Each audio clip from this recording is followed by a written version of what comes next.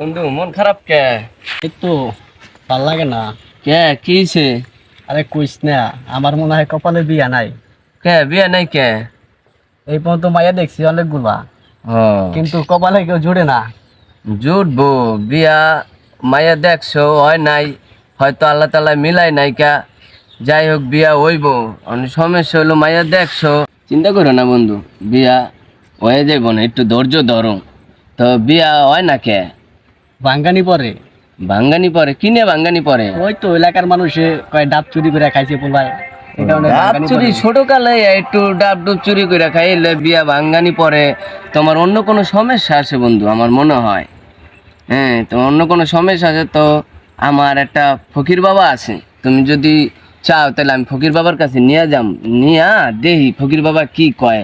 যে এতগুলা মাইয়া দেখছে ভাঙ্গানি পরে, তো ফকির বাবা কি কয় দেহি। ফকির বাবার কাছে গেলে কি সবকিছু সমাধান হইব?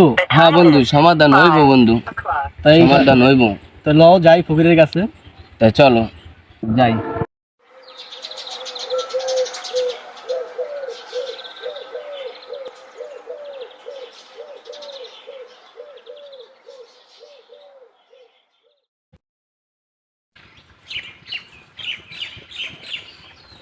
সাধু বাবা যা যা কয় শুনবা, সাধু বাবা ভালো আছে। আসসালামু আলাইকুম। সাধু বাবা আপনার কাছে আমার বন্ধুরে নিয়ে আইছি, আমার বন্ধু একটা সমস্যায় পড়ছে, আপনার কথা মনে পড়লো নিয়ে আইলাম। মানে সমস্যাটা আপনি তো দেখবেন। মাওলা, কি সমস্যা বল?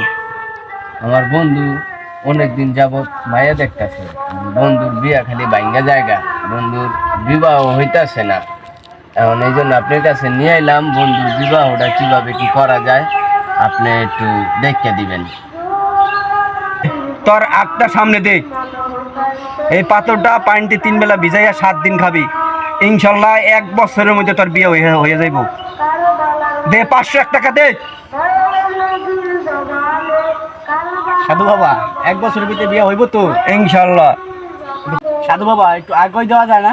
অনেক দিন ধরে ঘুরতেছি। তুই তো একটা বেজালে ফালাই দিলি আমারে, আমি তো এই কাজ করি না। আইসস যখন নে ধর, এটা তোর লগে রাখবি, রাখার পর 15 দিনের মধ্যে তোর ইনশাল্লাহ বিবাহ হয়ে যাবে। জি বাবা। দে 501 টাকা দে। এই সাধু বাবা, ঠিক আছে বাবা, তাহলে আসি। আর এটা তো হয়ে যাবো তো বাবা? ইনশাল্লাহ। আচ্ছা আচ্ছা ঠিক বাবা, আসি। আসসালামু আলাইকুম। মাওলা।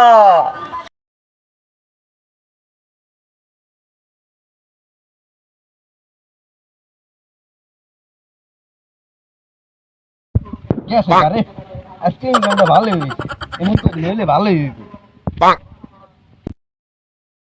বন্ধু সাধু বাবার কাছে গেলাম, সাধু বাবা তো তাবিজ দিল। হ্যাঁ, 15 দিন তো আবার হয়ে গেল, 20 দিন হয়ে গেছে গা। এখন তো বিয়া হইলো না। মানে সাধু বাবার কাছে যাই তাইলে, চলো সাধু বাবা কি কয় দেহি, পরে এলা কি করে দেহি, বিয়া হইলো না কি কারণে কি হইলো, চলো যাই। তো লও চলো তাইলে।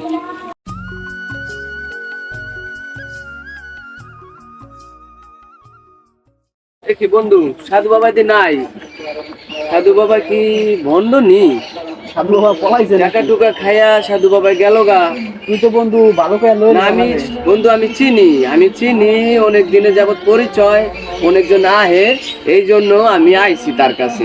জানি যে উনি ভালো, আরো কতজন ভালো হইছে বা আইছে, এই জন্য আমি বন্ধু তোমারে নিয়ে আইছি। এখন সাধু বাবা তো আসলে নাই, এই যে সাধু বাবা টুপি এটি ফালাই গেছে, সাধু বাবা সাধু বাবা নাই, সাধু বাবা কই গেল?